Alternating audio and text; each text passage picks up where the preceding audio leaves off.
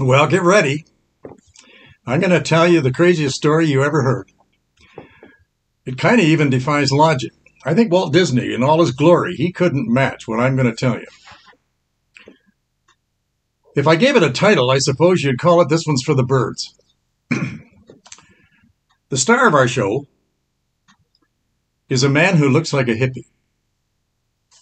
Just a rag man. And he's going to go camping. And he's going to go to the wildest backcountry that you can imagine. And he's going to go there with no supplies. He stays for a couple of years, but he does come out alive. And when he shows up again, it's going to make the most amazing story, because he's going to become a ruler. And he's going to lead a large nation and restore that nation that's lost its way. They haven't got any natural resources, but he's going to put them all back. And I can hear you saying, "Don't make me laugh." Well, I'm not going to make you laugh, because this story is true. The hippie's name is Elijah. He's an Old Testament prophet. Watch what happens to him. He's been often called the prophet of fire. Well, where did he get that name? Well, we're going to come to that one day in our lesson, because God's going to use that fire as a weapon, but not in this story. He grew up in the backwoods of Gilead in central modern-day Syria. And he had such a lowly beginning. His parents aren't even mentioned by name in our story. But watch what happens. Single-handedly, he's going to stem the tide of idolatry of his nation Israel, and he's going to turn his nation back to God. But this prophet of fire, he's got very limited resources. But God has picked him up from that hill country over in Tishbe, and he's a Tishbite, from Gilead. And he started out so unqualified as a prophet. He really didn't fit. He was just a piece of smoking flax. He does possess an ingredient, though, that he learned from his godly home where he grew up with his mom and dad. He had faith. He had faith in the God of Israel, Jehovah. His eternal God is going to instill in him another ingredient. I call it God's might. You can call it God's strength, God's power. I don't know what you want to call it, but he's going to give Elijah a spiritual battery that he's going to charge up, and it's going to stand against the strongest forces that are destroying the nation of Israel. And the reservoir that he's going to draw from is very vast. We know that all power comes from God. Elijah hasn't got any power of his own. He's on his own. He's just a lowly shepherd from that poor, humble family, from out there in no man's land. Those stores of God's power and his resources are going to be passed on to Elijah. And they're going to be passed on to him in the wilderness. And from those possessions, he's going to do exploits that will name him the prophet of fire of the Old Testament. And God is going to turn him into one of the greatest deliverers the Old Testament ever had. Well, in order to prepare him, God is going to send him to school. Here are his instructions. Verse 2, chapter 17 of 1 Kings. He's going to classrooms, but they're not classrooms that you and I have gone to. They're wilderness classrooms. Here's what it says. Then the word of the Lord came to Elijah. Leave here. That's his town. Turn eastward and hide in the Kerith ravine, east of the Jordan. You're going to drink from the brook, and I have ordered the ravens to feed you there. Now you try and get your head around that. Elijah's told to go to the wilderness. He's going to go camping in the mountains, and he's going to go with no supplies. Go and hide yourself. Leave your friends and family. You're going there all alone. You're going on a camping trip to the Kerith Ravine. I can hear Elijah protesting. If I were Elijah, I would protest too. As a matter of fact, if I were standing there, knowing what I know now, Lord, there are no grocery stores out there. There's no hydro for me to have any plug-ins. There's no ice for my cooler. What am I going to eat and drink? Are there any cabins? Any tent trailers? What about a sleeping bag? Did you think of mosquito spray? How about a blanket? Flashlight would be okay. Do you provide sunscreen? God said to him, no. You won't need that. You're going to drink from the brook that I've designated and I've provided, and I've ordered the ravens, the birds, to feed you. I think Elijah just listened. I'll bet he said, yeah, right. And he just stood there, stunned, disbelief.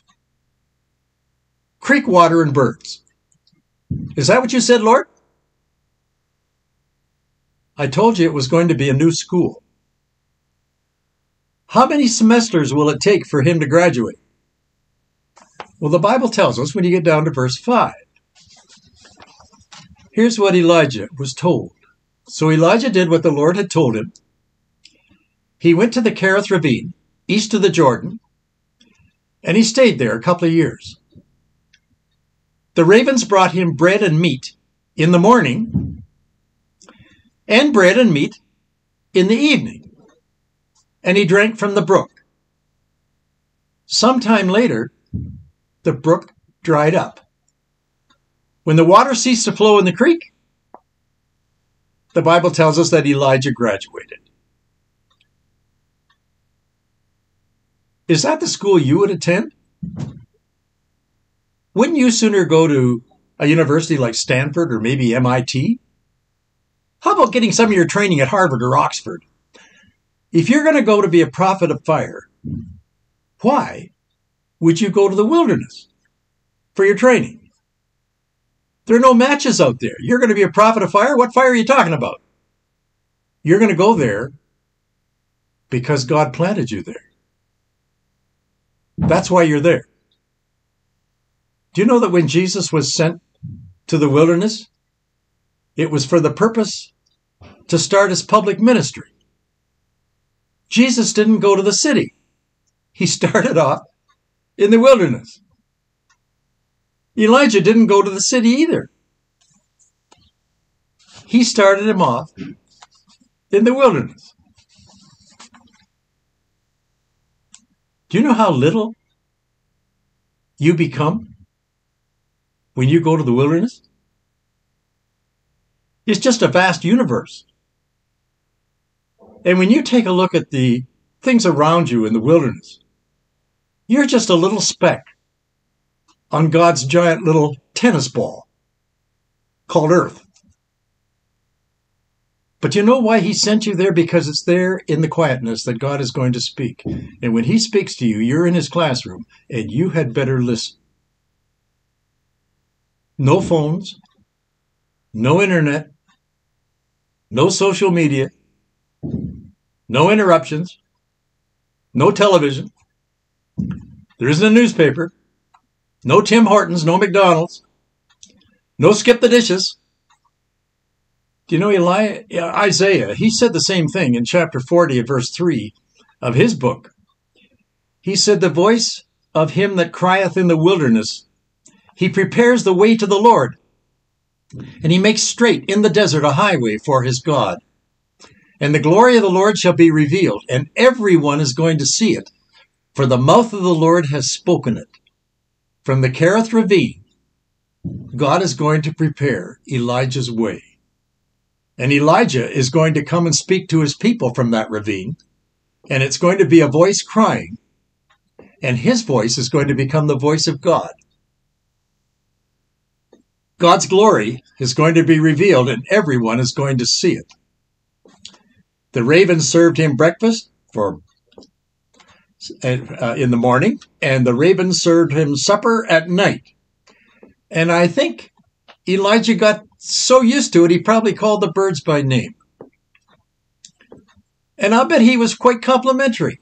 He'd probably say to one bird, "Hey, I enjoyed that lamb chop you brought last night. That was almost as good as the ribs you gave me the night before." Under Ahab and Jezebel, God's voice has been silenced. Now his voice is going to be heard again.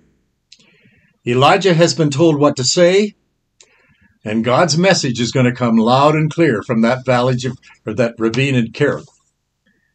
Drinking from the brook every day, fed by the ravens every day, Elijah is drinking and eating by the hand of God, kept alive in a very dangerous territory.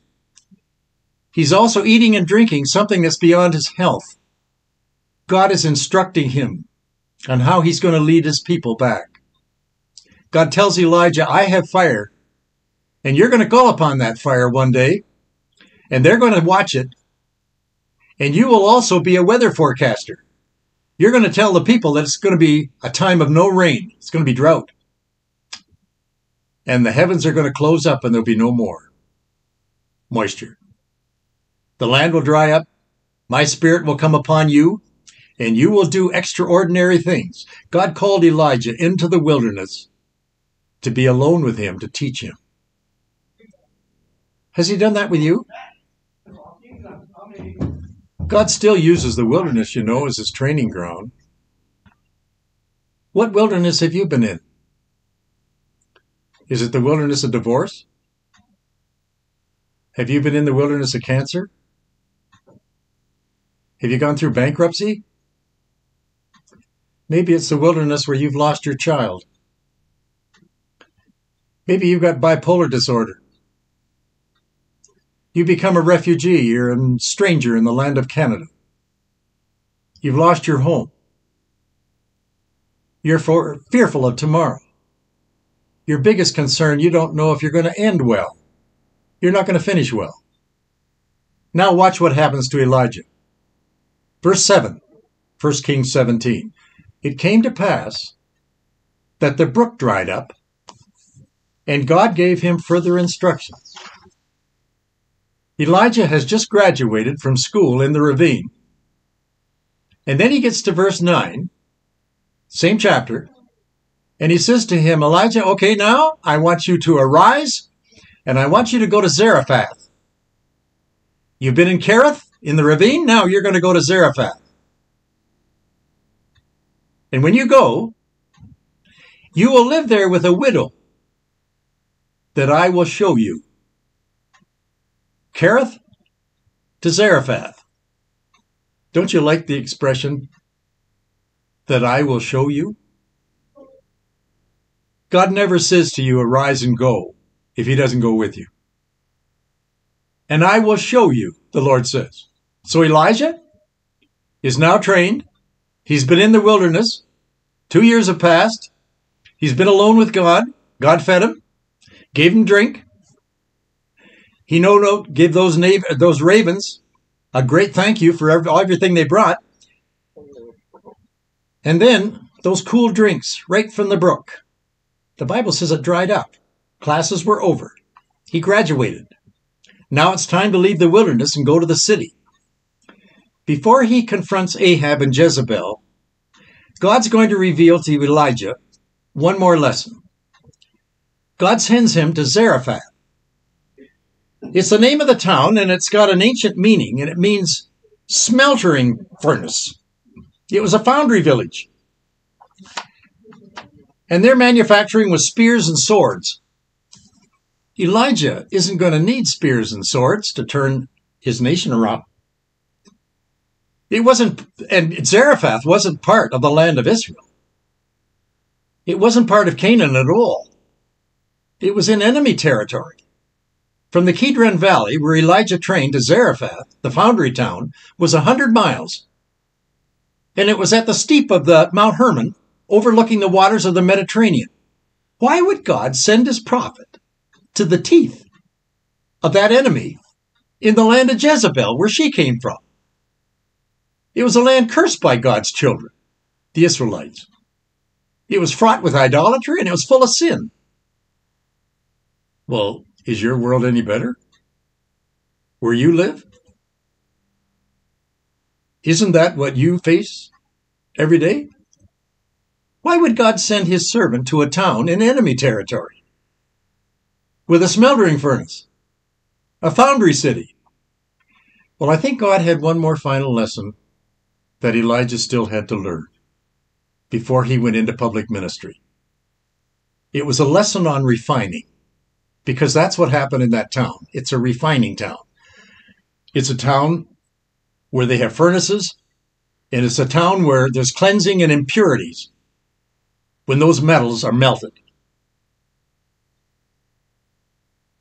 Do you suppose there were some impurities that God still had to filter out of Elijah? He had to send him through a little bit of a furnace in order for him to get rid of his self-reliance and maybe his independence. He might even have lurking in his heart conceit. And maybe he thought, now that he's had God do the training, he's going to be the big shot, and he's going to come on the scene and make all the difference, and people are going to worship him. No, that's not why he's going to the town of Zarephath. It's a refining town, and God's going to refine Elijah before he sends him out. Not only was it an enemy territory, notice also that there was a contact person that he had to find. A widow belonging to the heathen people. Why would God pick a lonely woman to provide B&B, to sustain him in that enemy territory? And she was always, right now, living on slender earnings and a meager empty pantry. Are you noticing in this story the refining fire of a character of Elijah for this reception? It's nightfall when he arrives at the town. Just a straggling town. The city gates are probably just about to get closed. And he noticed along one of the empty streets a widow woman gathering sticks to prepare the evening meal. She was the widow whom God had appointed to meet Elijah when he met her. But he was faint too. He hadn't been able to get a drink on this walk for 100 miles, and he was very travel weary. "Could you fetch me a drink of water in a vessel?" he asked her. I wonder why God would pick her. Remember, he was told that a widow woman would sustain him. Why wouldn't God have chosen the mayor of the town, or maybe one of the leading businessmen, to meet him? Somebody that had some means, not some widow that had nothing.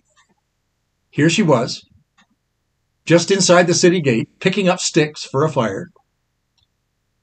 Isn't it amazing, though, how God puts people in your path when you're following him? She wasn't put off by this prophet's request. She silently went and fetched him a cup of cold water.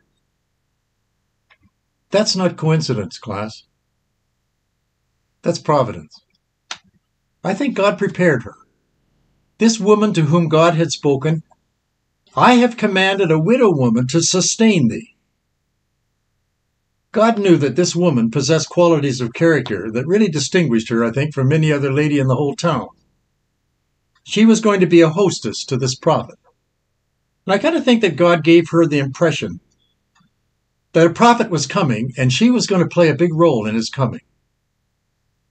I think God still does that. He chooses prophet helpers, I call them, just as he did then. And who knows, he might have one coming your way. So the prophet's request for a cup of water didn't surprise her. She silently went and came back with a cup of cold water. And here now comes the biggest surprise. Verse 11. "Could you also please bring me a piece of bread?" Elijah asked. Her reply in verse 12 was so honest. This woman is so pure. and genuine. She said, I don't have any bread, she said. I only have a handful of flour, and it's in a container, and I have a little oil in the bottom of my jug. I'm here gathering a few sticks to take home, and I'm going to make a meal for myself and my son, that we may eat that last bite together, and then the both of us are going to lay down and die. Elijah heard her, unlocked the silent agony of her soul. She didn't have any bread. She just had a handful of meal in a barrel and a little oil in a cruse. And her body was now weak through privation. And after they had eaten, they were going to lie down, and the two of them were going to expire. Elijah had just walked this 100 miles. He was weary too from his march. And now this.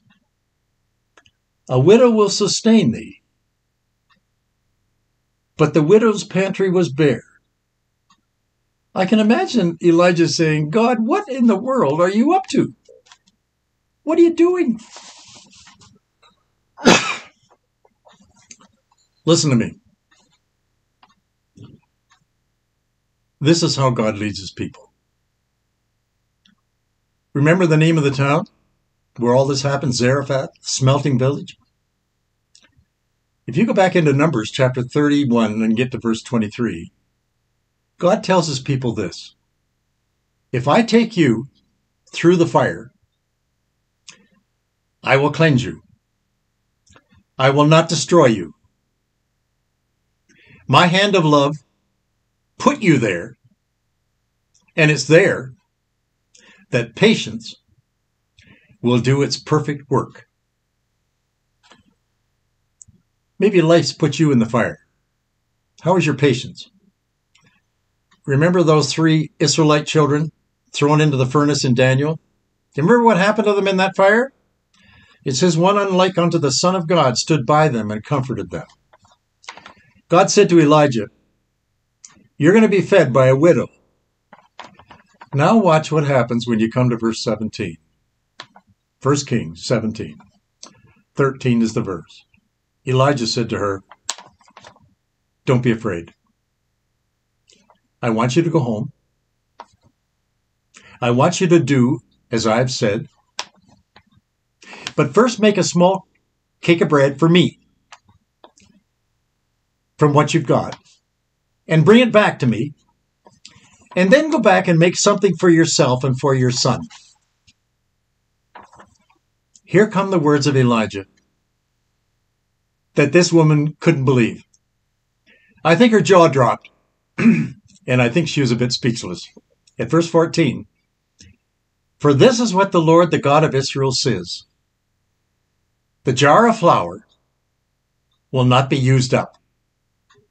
The jug of oil, it's not going to run dry until the day of the Lord gives rain back into this land. All she had to do was inquire, and the impossible was done. Elijah told her that she was going to be sustained by a miracle. Seek first the kingdom of God and all these things, and I'm going to add them unto you. Imagine unfailing meal, unfailing oil, so that she and her son wasn't going to die. She was going to live on. Do you remember how I started this lesson? You're going to hear the craziest story you ever heard? Well, there it is. It's going to get even better. I want you to come back and watch what Elijah does next. When you come, we're going to open the old book, and I'm going to tell you what it says. Thanks for coming today. See you next time.